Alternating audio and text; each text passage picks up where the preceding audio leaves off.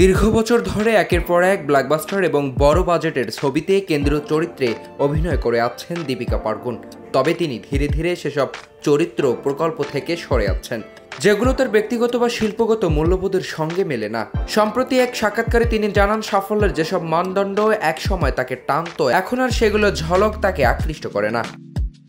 ব্যক্তিগত জীবন থেকে শুরু করে কর্মক্ষেত্র সবকিছুতেই দীপিকা পাড়ুকোন সচেতনভাবে সিদ্ধান্ত নেন। তার সাম্প্রতিক পদক্ষেপগুলো থেকেই স্পষ্ট, কেবল বাণিজ্যিক সফলতা নয়, কাজের প্রতি আদর্শকে সর্বোচ্চ প্রাধান্য দিয়ে চলছেন।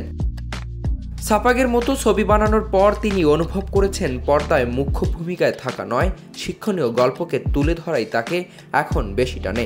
আমাকে এখন আনন্দ দেয় অন্য প্রতিভাকে শক্তি যোগানো, কাউকে গল্প বলার সুযোগ তৈরি করে দেয়া, নতুন সৃজনশীল লেখক, পরিচালক, এমনকি নতুন প্রযোজকদের পাশে দাঁড়ানো।